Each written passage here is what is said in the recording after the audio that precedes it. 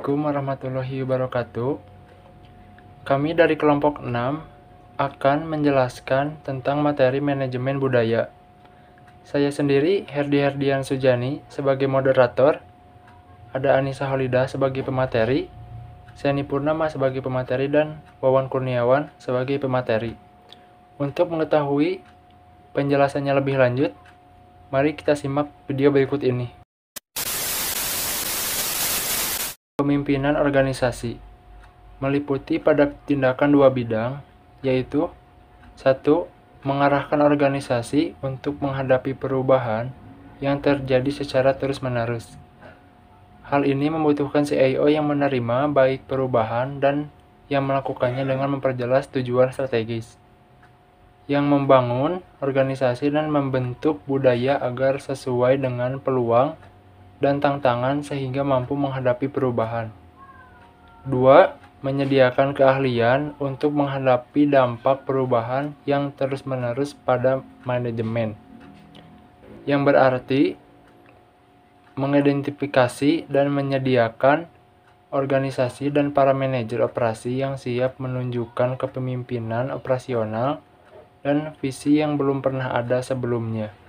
Dalam artian, kepemimpinan organisasi mengarahkan dan menuntun pada suatu visi sepanjang waktu serta mengembangkan kepemimpinan masa depan dan budaya organisasi. Menerima perubahan.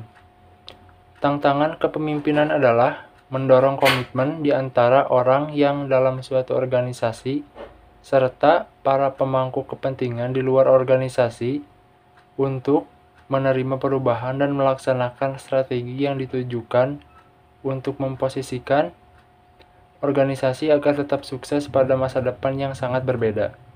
Ada 3 kegiatan pemimpin untuk mendorong komitmen dalam menerima perubahan. Yang ke-1, menjelaskan tujuan strategis. 2, membangun suatu organisasi. Dan yang ketiga, membentuk budaya organisasi. Bismillahirrahmanirrahim. Perkenalkan, nama saya Anissa Holidah Hasanah, semester 4B. Di sini saya akan menjelaskan tentang merekrut dan mengembangkan kepemimpinan operasional yang berbakat, kompetensi yang harus dimiliki seorang manajer, kompetensi yang harus dibutuhkan dari para pemimpin bisnis. Merekrut dan mengembangkan kepemimpinan operasional yang berbakat. Kepemimpinan operasional yang berbakat itu seperti apa? Yang pertama, memberi contoh dan memastikan kebiasaan kepemimpinan spesifik adalah hal yang sangat penting. Yang kedua, kepemimpinan organisasi semakin cepat langkah dan rumit kegiatan bisnis akan mengakibatkan tekanan bagi perusahaan untuk mendorong wewenang ke tingkat bawah dalam organisasi mereka. Pada akhirnya, ini berarti bahwa setiap manajer lini akan harus melaksanakan hak prerogatif kepemimpinan hingga tingkatan yang tidak terpikirkan oleh satu organisasi sebelumnya. Yang ketiga, kebutuhan saat ini akan organisasi pembelajaran fleksibel yang mampu merespon dengan cepat, berbagi dan bersinergi lintas budaya, menuntut banyak para manajer muda untuk membawa kompetensi penting untuk organisasinya. Kompetensi yang harus dimiliki oleh seorang manajer. Yang pertama, membangun kepercayaan, membangun antusiasme, bekerja sama, menyerahkan hasil, membentuk jaringan, mempengaruhi yang lain, menggunakan informasi. Kompetensi yang dibutuhkan dari para pemimpin bisnis yaitu keahlian bisnis, kreativitas, keefektifan lintas budaya, empati, fleksibel, produktif, penyelesaian masalah, pembangunan hubungan, kerjasama tim, dan visi. Penelitian David Goleman menunjukkan bahwa satu kelompok terdiri dari 4 karakteristik. Yang pertama, kesadaran diri. Yang kedua, pengelolaan diri. Yang ketiga, kesadaran sosial. Dan yang keempat, keahlian sosial. 7 sumber para manajer dari kekuasaan dan pengaruhnya. Yang pertama, kekuasaan organisasi terdiri dari kekuasaan posisi, kekuasaan penghargaan, kekuasaan informasi, dan kekuasaan disiplin. Pengaruh pribadi terdiri dari pengaruh ahli, pengaruh referensi, dan pengaruh teman sekelompok. proses-proses manajemen dan berbagai tingkatan manajemen. Pada manajemen lini depan, menarik sumber dan kemampuan serta pengembangan bisnis, mengolah saling kebergantungan operasi dan jaringan produksi, menciptakan dan mencari peluang serta mengolah peningkatan kinerja yang terus-menerus. Pada manajemen tengah, proses pembauran, pengembangan para manajer operasi dan mendukung kegiatan-kegiatan mereka, memelihara kepercayaan organisasi.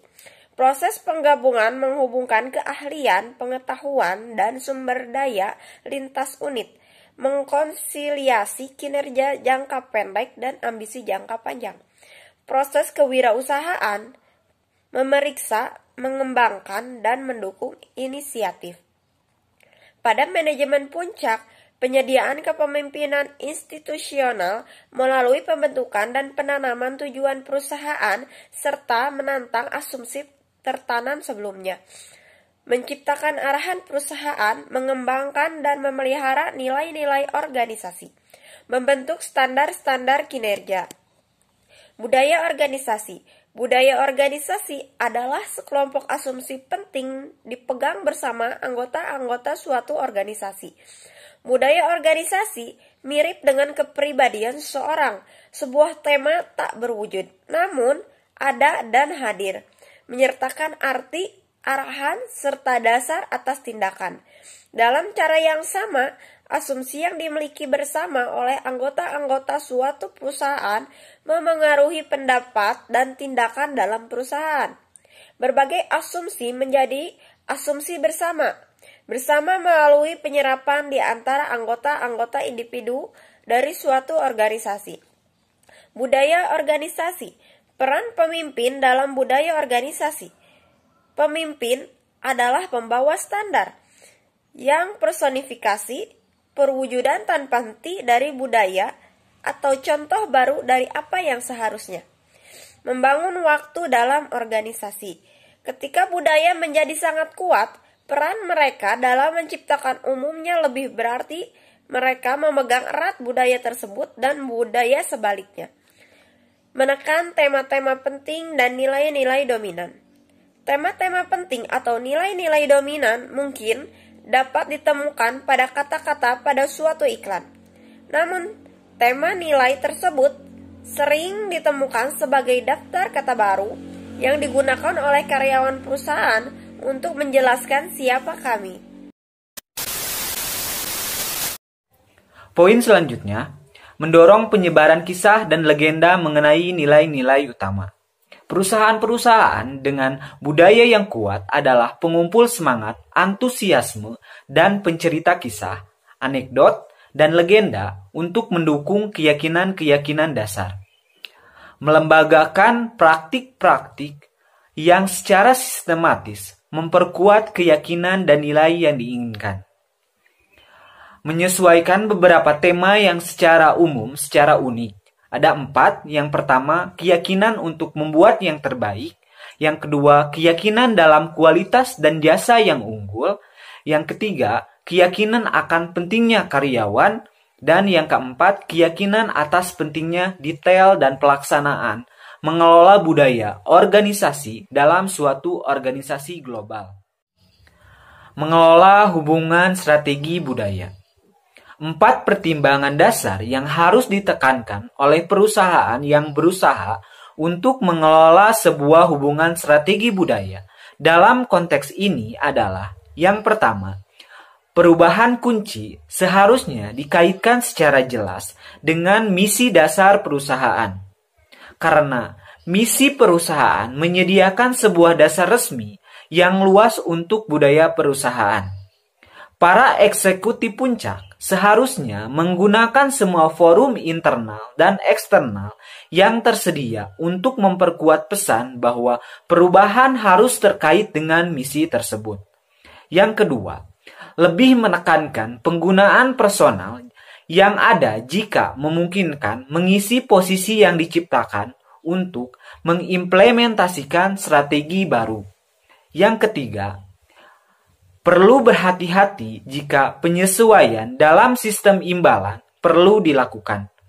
Penyesuaian tersebut harus konsisten dengan sistem imbalan yang ada saat ini. Yang keempat, perhatian utama harus diberikan pada perubahan yang paling tidak sesuai dengan budaya saat ini. Maka norma-norma yang ada saat ini tidak terganggu. Memaksimalkan strategi. Perusahaan dalam situasi ini harus berfokus pada dua ide besar. Yang pertama, ambil keuntungan dan situasi untuk memperkuat dan menegaskan budaya saat ini. Yang kedua, gunakan stabilitas yang relatif ada saat ini untuk menghilangkan hambatan organisasi dalam mencapai budaya yang diinginkan. Mengelola lingkungan budaya perusahaan. Sebuah perusahaan dapat mengelola budaya dalam berbagai cara. Yang pertama, menciptakan suatu perusahaan atau divisi terpisah, menggunakan satuan tugas, tim atau koordinator program, melakukan subkontrak, membawa masuk pihak luar atau menjual pada pihak luar. Semua itu merupakan beberapa dari pilihan yang tersedia. Tetapi ide utamanya adalah menciptakan suatu metode untuk mencapai perubahan yang diinginkan sambil menghindari untuk berhadapan dengan norma-norma budaya yang tidak sesuai. Merumuskan kembali strategi atau budaya. Untuk melaksanakan strategi barunya, perusahaan tersebut harus membuat perubahan-perubahan organisasi yang tidak sesuai dengan nilai-nilai dan norma-norma yang ada sekarang dan biasanya mengakar. Perusahaan dalam situasi ini menghadapi tantangan yang rumit, mahal, dan seringkali bersifat jangka panjang untuk mengubah budayanya. Inilah sebuah tantangan yang hampir mustahil.